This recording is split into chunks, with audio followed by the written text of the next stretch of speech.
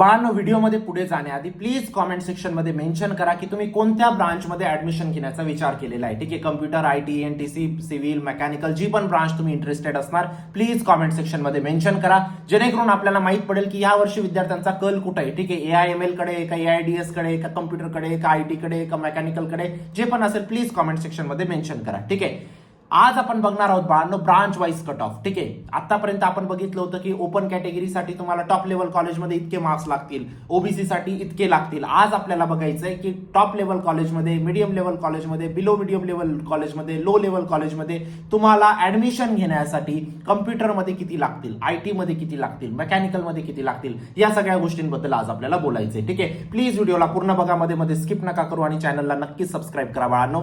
जोपर्यंत तुमचं एक बेस्ट कॉलेजमध्ये ऍडमिशन नाही तोपर्यंत मी तुमच्या सोबत असेल. ठीक आहे, दिवसाचे 2-2, 3-3 व्हिडिओज येतात, जेणेकरून तुम्हाला कंप्लीट इन्फॉर्मेशन मिळावी आणि ती ऍडमिशन प्रोसेसमध्ये तुम्ही युटिलाइज करावी. ठीक आहे, महाराष्ट्राच्या प्रत्येक विद्यार्थ्याला एक चांगल्या कॉलेजमध्ये ऍडमिशन मिळवून द्यायचं आहे. प्रॅक्टिकली ते पॉसिबल नाहीये, पण ऍटलीस्ट जे माझ्या चॅनलशी जुडलेले आहेत त्यांना पूर्ण प्रयत्न असेल, म्हणून चॅनलला सबस्क्राईब करा आणि व्हॉट्सअप ग्रुपला जॉईन करा बाळांनो. कॅपराऊंडच्या सगळ्या अपडेट्स व्हॉट्सअप ग्रुपला सगळ्यात पहिले येतात. ग्रुप फुल होऊन जाईल, त्याआधी जॉईन करा, लिंक डिस्क्रिप्शन बॉक्समध्ये टाकलेली आहे. सगळ्यात पहिले मला थोडंसं ब्रांचेस बद्दल तुमच्याशी बोलायचंय बाळांनो. ठीक आहे, ब्रांचेस बघा, भरपूर ब्रांचेस आहेत आता. ठीक आहे, 20 ते 25 इंजिनिअरिंगच्या ब्रांचेस आहेत, पण मेजर ओल्ड ब्रांचेस कोणत्या आहेत बाळांनो? कम्प्युटर सायन्स, ठीक आहे, तुमचं IT, ENTC, mechanical, civil, electrical. ठीक आहे, ह्या ओल्ड ब्रांचेस आहेत. आता न्यू ब्रांचेस इंट्रोड्यूस झालेले आहेत बाळांनो, जसं की तुमचं झालं AI म्हणजे आर्टिफिशियल इंटेलिजन्स, तुमचं झालं ML म्हणजे मशीन लर्निंग, तुमचं झालं AIML म्हणजे artificial intelligence plus machine learning, तुमचं झालं डेटा सायन्स DS है ना, त्यानंतर झालं तुमचं AIDS म्हणजे artificial intelligence plus data science. ह्या अशा नवीन छोट्या छोट्या ब्रांचेस क्रिएट झालेल्या आहेत बाळांनो, यांच्यामध्ये पण खूप स्कोप आहे. मी तुम्हाला एक गोष्ट सांगतो, कम्प्युटर रिलेटेड CS आणि IT या दोन पॅरेंट ब्रांच आहेत. काय पॅरेंट ब्रांच? आता हे कम्प्युटर सायन्स आणि IT मध्ये पहिले सब्जेक्ट होते सगळे, माहितीये, AI नावाचा एक सब्जेक्ट होता, AIML नावाचा एक सब्जेक्ट होता. ठीक आहे, आता पण आहेत, आता पण तेच सब्जेक्ट आहेत, पण यांचा स्कोप खूप वाढत गेला दिवसेंदिवस. ठीक आहे, 8 वर्षापूर्वी हे फक्त सब्जेक्ट्स होते, AIML वगैरे या सगळ्या गोष्टी कम्प्युटरचेच, पण यांचा स्कोप वाढत गेला. जसा जसा स्कोप वाढत गेला, यांच्या नवीन ब्रांचेस क्रिएट झालाय बाळांनो. आता या डायरेक्ट सेपरेट ब्रांचेस आहेत. गोष्टी समजल्या? जर तुम्हाला यांच्यामध्ये कुठेही ऍडमिशन भेटतंय, AIML, AIDS, DS, सगळ्यांचं प्लेसमेंट हे कम्प्युटरमध्येच होणार आहे. कम्प्युटर सायन्ससाठी जी कंपनी येणार आहे, IT साठी जी कंपनी येणार आहे तुम्हाला प्लेसमेंट द्यायला, हायरिंग करायला, त्या सगळ्या कंपनीज तुमच्या याच्यासाठी पण येतील बाळांनो. गोष्ट समजली? या सगळ्या कम्प्युटरच्या सब ब्रांचेस आहेत, यांच्यामध्ये जरी तुमचं ऍडमिशन झालं तरी तुमचं प्लेसमेंट हे कम्प्युटरच्या कंपनीमध्येच होणार आहे. कम्प्युटरसाठी जी कंपनी येईल ती या कंपनीसाठी, या ब्रांचेससाठी पण अलो करेल प्लेसमेंटसाठी. आता हे झालं कम्प्युटर IT है ना, जिथं 70-80% विद्यार्थ्यांचा कल असतो बेसिकली है ना. आता आपल्याला बोलायचे बाकीच्या ब्रांचेस. आता मी तुम्हाला याच्यात पण एक गोष्ट सांगतो, CS टेक ब्रांच आहे बाळांनो, IT टेक ब्रांच आहे, मेकॅनिकल कोर ब्रांच आहे, सिव्हिल कोर ब्रांच आहे, इलेक्ट्रिकल कोर ब्रांच आहे, ENTC सेमी टेक ब्रांच आहे, त्याच्यामध्ये टेक्नॉलॉजी पण आहे, कोर सब्जेक्ट्स पण आहेत. ठीक आहे, मग तुम्हाला काय करायचंय, कम्प्युटर सायन्स, IT, ENTC ला एक टेक ब्रांच मध्येच आपण जनरली कन्सिडर करतो, मेकॅनिकल, सिव्हिल, इलेक्ट्रिकलला आपण नॉन टेक कन्सिडर करतो किंवा कोर ब्रांचेस मध्ये कन्सिडर करतो. हे पण खूप कन्फ्युज करतात युट्यूबवर की core branches versus non core branches. अरे सिंपल भाषेत सांगा ना विद्यार्थ्यांना. ठीक आहे, एवढं समजलं तुम्हाला ब्रांचेस विषयी? थोडं आपण डिटेलमध्ये बघूया नंतर.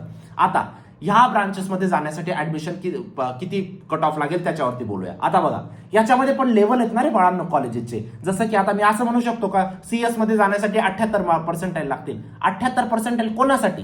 78 मार्क कोणासाठी लागतील? टॉप लेवल कॉलेजमध्ये किंवा मीडियम लेवल कॉलेजमध्ये किंवा बिलो मीडियम किंवा लो लेवल कॉलेज, हे तर सांगा सर, असा तुमचा प्रश्न असेल है ना. मग बघा, आपल्याला काय बघायचंय, CS किंवा मेकॅनिकल, IT, ENTC जे पण ब्रांचेस आहेत त्यांच्यामध्ये जाण्यासाठी top level, medium level, below medium level, सगळ्या लेवलच्या कॉलेजेसमध्ये ओपनसाठी किती लागतील, OBC साठी किती लागेल, SC/ST साठी किती लागेल, NT साठी किती लागेल, या सगळ्या गोष्टी बघायच्या आहेत. आता ऍक्च्युअल आपण डेटावरती जाऊया, तेव्हा जास्त तुम्हाला गोष्टी समजतील. त्याआधी एक महत्वाची गोष्ट बाळांनो, महाराष्ट्राची नंबर 1 पर्सनल काउन्सिलिंगची बॅच लॉन्च केलेली आहे, लिंक डिस्क्रिप्शन बॉक्समध्ये टाकलेली आहे. जरी तुमचे कमी मार्क असतील बाळांनो, तरी तुम्हाला एक टॉप टियर कॉलेजमध्ये CS IT मध्ये ऍडमिशन पॉसिबल आहे. या गोष्टीची मी तुम्हाला 101% गॅरंटी देतो बाळांनो. लास्ट इयर असे भरपूर विद्यार्थी होते ज्यांचे खूप कमी पर्सेंटाईल होते, खूप कमी मार्क होते, तरी ते आज महाराष्ट्राच्या नंबर 1 कॉलेजेसमध्ये शिकताय. फक्त एकच गोष्टीमुळे, योग्य काउन्सिलिंगमुळे, योग्य कॉलेज लिस्ट बनवली काउन्सिलर कडून. ठीक आहे, योग्य ऍडमिशन प्रोसेसला समजलं, योग्य colleges time to time book केले की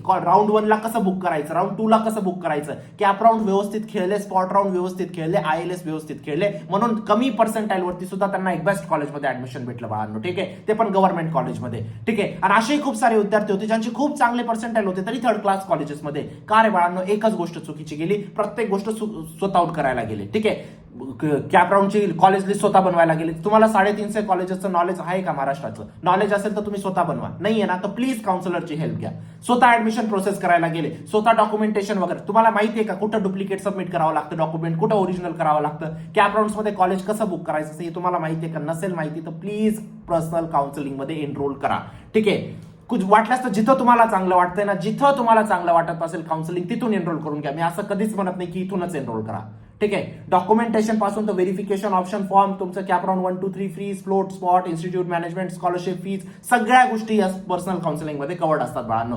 लास्ट इयर भरपूर विद्यार्थ्यांची फीज 2 ते 3 लाख रुपये होती, ती आपण 0 केली होती बाळांनो. कशाच्या मदतीने? फक्त आपण खूप काही तोप मारला होता का? नाही, फक्त त्यांना योग्य स्कॉलरशिप बद्दल सांगितलं. बाळा, ही ज्योतिबा फुलेची स्कॉलरशिप आहे, याची ही लिंक आहे, तू अप्लाय करून ठेव, लागलं तर लागलं, चांगली गोष्ट आहे. ठीक आहे बाळा, ही स्कॉलरशिप आहे, याच्यासाठी तू अप्लाय करून ठेव.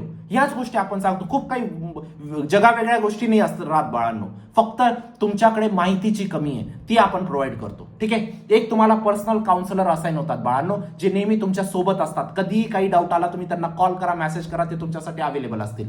ठीक आहे, तुमचे पर्सेंटाईल किती, कॅटेगरी कोणती, सिटी कोणत्या सिटीमध्ये ऍडमिशन हवंय, कोणत्या ब्रांचमध्ये हवंय, सगळ्या तुमच्या रिक्वायरमेंट समजून त्यानुसार प्रत्येक कॉलेजमध्ये चेक केलं जातं कुठं तुमचा नंबर लागतोय, त्यानुसार तुमची कॉलेज लिस्ट बनवली जाते आणि तीच कॉलेज लिस्ट तुम्हाला CET-ला सबमिट करायची आहे, जेणेकरून कमी मार्क्सला पण आपल्याला एक चांगलं कॉलेज भेटू शकेल. ठीक आहे, जरी तुमचे चांगले मार्क असतील बाळांनो, जरी चांगले पर्सेंट आलेले असतील आतापर्यंत, अजून सुद्धा ओव्हर कॉन्फिडंट नका होऊ, 50% काम बाकी आहे. आणि जरी तुमचे लो मार्क्स आले असतील बाळांनो, अजून सुद्धा डिमोटिवेट नका होऊ, 50% काम अजूनही बाकी आहे. जर या 50%ला व्यवस्थित गेलं, बेस्ट कॉलेज लिस्ट बनवली, तुम्ही बेस्ट कॉलेजमध्ये जाणार. ठीक आहे, तुमच्या आयुष्याचा प्रश्न आहे, इथं चूक नका करू बाळांनो. इथं एक चूक खूप मार्क पडेल बाळांनो. काही अडचण असेल तुम्ही या नंबरवरती विचारू शकतात. इथं एक चूक तुम्हाला नेक्स्ट 4 वर्ष नाही, नेक्स्ट तुमचं जेव्हा तुम्ही जॉब करणार ना तेव्हा सुद्धा रिग्रेट करणार की मी या कॉलेजमध्ये का आलो होतो. मी जर चांगल्या कॉलेजमध्ये गेलो असतो, माझे चांगले आले असते, चांगला जॉब मला भेटला असता, है ना. प्लीज काही अडचण असेल तुम्ही या नंबरवर व्हॉट्सअप करा. हा माझा पर्सनल नंबर आहे बाळांनो. मी असे एजंट्स नाही ठेवले. ठीक आहे, सर काउन्सिलिंग घेऊन घ्या, सर काउन्सिलिंग घेऊन घ्या, माझ्याकडून तुम्हाला एक कॉल नाही येणार. ठीक आहे, तुम्हाला वाटत असेल मी तुमची हेल्प करू शकेल, नक्कीच तुम्ही या नंबरवर व्हॉट्सअप करा. आता सगळ्यात पहिले आपण स्टार्ट करूया बाळांनो लो लेवल कॉलेजेस पासून. लो लेवल कॉलेजेस, मग त्यानंतर आपण मीडियम लेवल कॉलेजेस वरती जाऊया, त्यानंतर आपण टॉप लेवल कॉलेजेस वरती जाऊया. आता लो लेवल कॉलेजमध्ये व्यवस्थित बघा मी काय सांगण्याचा प्रयत्न करतोय. लो लेवल कॉलेजमध्ये परत सांगतोय, लो लेवल कॉलेजमध्ये ओपन कॅटेगरीसाठी CS साठी किती मार्क लागतील. लो लेवल कॉलेजमध्ये OBC कॅटेगरीसाठी CS ब्रांचसाठी किती मार्क लागतील, अशा पद्धतीने आपल्याला बघायचंय. किंवा लो लेवल कॉलेजमध्ये IT कॅटेगरीसाठी, IT ब्रांचसाठी ओपन कॅटेगरीसाठी किती लागेल. लो लेवल कॉलेजमध्ये ENTC ब्रांचसाठी ओपन कॅटेगरीसाठी किती लागेल, या गोष्टींना आपल्याला बघायचंय. ठीक आहे, चला इथपर्यंत तुम्हाला समजलं कसं काय आपल्याला कोणत्या सिक्वेन्सने सगळ्या गोष्टी बघायच्या आहेत, है ना. चला आता आपण सुरू करूया. बघा, आता जर तुम्हाला लो लेवल कॉलेजमध्ये जायचंय बाळांनो, जर आणि तुम्हाला कॉम्प्युटर सायन्सच पाहिजे, ठीक आहे, कमीत कमी 40 मार्क आणावे लागतील. आतापर्यंत 40 मार्क आलेले पाहिजे तुमचे. 40 मार्क नाही, तुम्ही लो लेवल कॉलेजमध्ये पण कम्प्युटर सायन्स नाही भेटणार, तुम्हाला बिलो लो लेवल कॉलेजमध्ये जावं लागेल बाळांनो. तिथं प्लेसमेंटची जास्त काही गॅरंटी नसते. जर तुम्ही OBC असणार, कमीत कमी 27 मार्क असतील तर तुम्हाला ऍटलिस्ट लो लेवल कॉलेजमध्ये ऍडमिशन भेटून जाईल. जर CS मध्ये, ठीक आहे, जर तुम्हाला IT मध्ये ऍडमिशन हवंय आणि ओपन कॅटेगरीचे तुम्ही आहात बाळांनो, तुम्हाला कमीत कमी 30 मार्क लागतील. जर तुम्हाला ENTC मध्ये ऍडमिशन हवंय बाळांनो, ओपन कॅटेगरीचे तुम्ही असणार बाळांनो, तुम्हाला 22 मार्क लागतील. जर तुमची मेकॅनिकलची प्रेफरन्स आहे बाळांनो आणि तुम्ही ओपन कॅटेगरीमध्ये 17 मार्कांना सुद्धा ऍडमिशन होतंय लो लेवल कॉलेजमध्ये. पण सिव्हिलमध्ये असणार बाळांनो 12 मार्कांना सुद्धा ऍडमिशन होतंय. ठीक आहे, हे रियालिटी सांगतोय मी, तुम्ही स्वतः कट ऑफ चेक करू शकतात लो लेवल कॉलेजेसचे किती पर्सेंटाईल गेलेत. नाही, 3-4 पर्सेंटाईलचे सुद्धा कट ऑफ गेलेले आहेत. स्वतः कट ऑफ लिस्ट चेक करा, माझ्यावर विश्वास नका ठेवू तुम्ही. 100% स्वतः चेक करा. लो लेवल कॉलेजमध्ये OBC कॅटेगरीसाठी बाळांनो तुम्हाला 27 पर्सेंटाईल लागतील. हे मी फक्त मुंबई पुणे नाही म्हणत आहे, प्लीज या गोष्टीला इग्नोर करा. मुंबई पुण्यासाठी थोडेसे वाढतील कट ऑफ, मी ऑल ओव्हर महाराष्ट्र म्हणतोय, है ना. ओबीसी कॅटेगरीसाठी सीएस जर हवंय तुम्हाला तर 27% मार्क्स लागतील बाळांनो. आयटी साठी तुम्हाला 22 मार्क्स लागतील. ओबीसी कॅटेगरी बद्दल बोलतोय आपण. ईएनटीसी साठी तुम्हाला 17 मार्क लागतील. मेकॅनिकल साठी 12 मार्क. सिव्हिल साठी फक्त 10 मार्कांना सुद्धा ऍडमिशन आहे सिव्हिल साठी, है ना. एससी कॅटेगरीसाठी बाळांनो सीएस साठी तुम्हाला 22 मार्क लागतील. आयटी साठी 19, ईएनटीसी साठी 15, एससी साठी 11, सिव्हिल साठी 9 मार्कांना सुद्धा ऍडमिशन भेटतं. एसटी कॅटेगरीसाठी 5 मार्क. आता बघा इथं तुम्ही म्हणणार एसटी साठी 5 मार्काला आणि इथं 10 मार्क का ईएनटीसी ला? ईएनटीसी का चांगली ब्रांच आहे का सीएस पेक्षा? बाळांनो तसं नसतं. आता इथं आहे ना लास्ट कट ऑफ मी पकडलेले आहेत, ठीक आहे. मागच्या वर्षी एसटी कॅटेगरीमध्ये 5% सीएस क्लोज होऊन गेलं होतं. ईएनटीसी 10% गेलं, कारण त्या कॉलेजेसमध्ये कोणी अप्लायच केलं नाही 4-5% वालं, म्हणून त्याचं कट ऑफ किती राहिलं? 10च राहिलं. गोष्ट समजते? पण इथं 5% सुद्धा 5 मार्क्सला सुद्धा तुम्हाला सीएस भेटलेलं आहे. इथं 12 मार्क्सला आयटी भेटलंय बाळांनो, 10 मार्क्सला तुम्हाला ईएनटीसी भेटलंय, 8 मार्क्सला मेकॅनिकल भेटलंय, 6 मार्क्सला सिव्हिल भेटलंय. एनटी साठी बोलायचं झालं 25 मार्क तुम्हाला लागतील सीएस साठी. आयटी साठी 21 मार्क, ईएनटीसी साठी 17 मार्क, मेकॅनिकल साठी 11 मार्क आणि सिव्हिल साठी 9 मार्क. आता हे कशाचं झालं? लो लेवल कॉलेजमध्ये. आपल्याला लो लेवलमध्ये जायचंय का नाही? आपल्याला जायचंय मीडियम लेवलमध्ये किंवा आपल्याला जायचंय टॉप लेवलमध्ये. गोष्ट समजते? ठीक आहे. आता मीडियम लेवल कॉलेजमध्ये जाण्यासाठी आता मीडियम मध्ये पण मी चांगले कॉलेजेस पकडलेले आहेत बाळांनो, ठीक आहे. चांगले कॉलेजेस. सीएस साठी 72 मार्क ओपनचं कन्सिडर करून चाला बाळांनो, जर तुम्हाला कम्प्युटर सायन्स हवंय, ठीक आहे. आता बघा मीडियम मध्ये पण 2 कॅटेगरी असतात बाळांनो, मीडियम 1 आणि मीडियम 2. मी मीडियम मध्ये सगळ्यात चांगले पकडतोय, है ना. याच्याहून कमी असतील तरी तुमचं मीडियम लेवलमध्ये होऊन जाईल ऍडमिशन, पण मी बेस्ट सिनेरिओ कन्सिडर करतोय.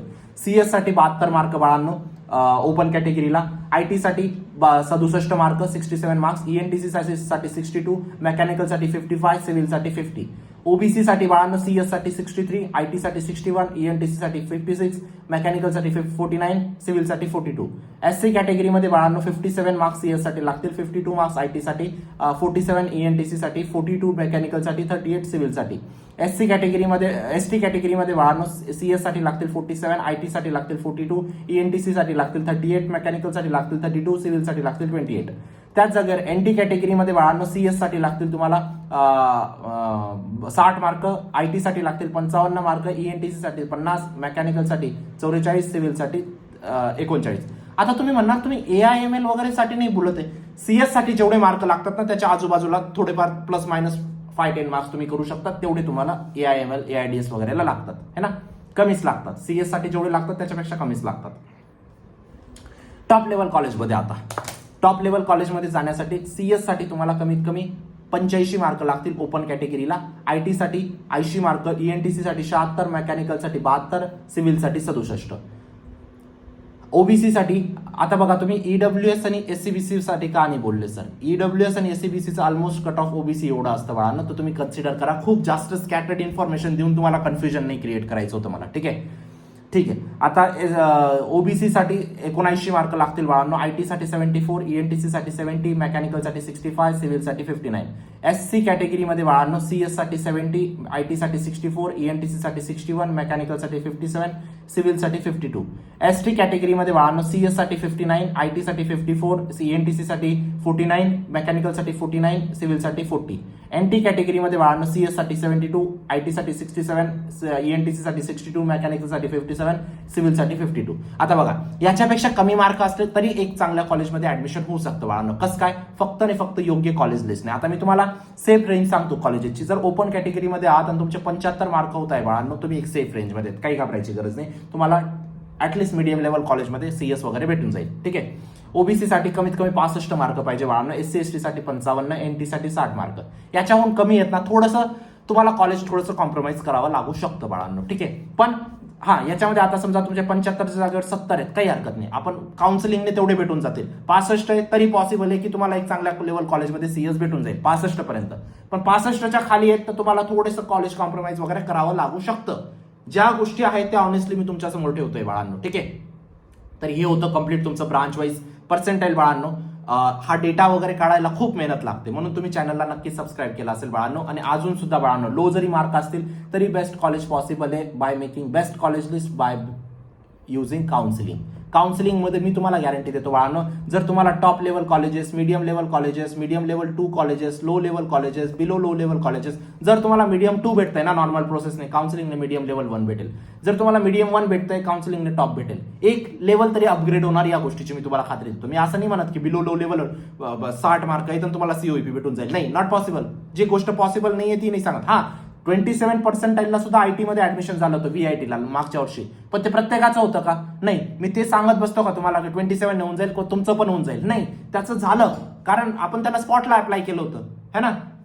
तुमच्या आयुष्याचा प्रश्न, इथं योग्य निर्णय घ्या बाळांनो. नक्कीच तुम्ही काउन्सिलिंगमध्ये एनरोल करू शकतात. काही अडचण असेल या पर्सनल नंबरवरती तुम्ही मला व्हॉट्सअप करा. आणि व्हॉट्सअप कॉल करून फक्त पॅरेंट्स ही गोष्ट विचारतात की एनरोल कसं करायचं. जर तुम्हाला फक्त एवढंच विचारायचंय पालकांनो की तुम्हाला एनरोल कसं करायचं, लिंक डिस्क्रिप्शन मध्ये टाकलेली, एकदा प्लीज चेक करा. माझं असं म्हणणं आहे ना, कारण मी दिवसभर लेक्चर देत असतो म्हणून माझ्याकडे जास्त टाइम नाही राहत की प्रत्येकाचे कॉल उचलणं. जे विद्यार्थी एनरोल करतात त्यांना पर्सनल काउन्सिलर अपॉइंट होऊन जातात, त्यांचे कॉल्स मेसेजेस व्यवस्थित पद्धतीने चालू असतात.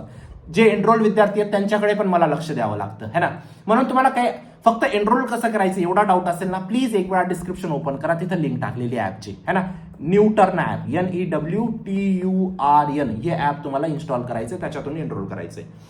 चांगले मार्क असतील, वाईट मार्क असतील, अजून सुद्धा बेस्ट कॉलेजमध्ये जाऊ शकतात. 100% गॅरंटी देतो. ठीक आहे, नक्कीच एनरोल करू शकतात काउन्सिलिंगमध्ये. व्हॉट्सअप ग्रुपला जॉईन करा, चॅनलला सबस्क्राईब करा. भेटूया नंतरच्या व्हिडिओमध्ये. तोपर्यंत बाय, टेक केअर, थँक्यू.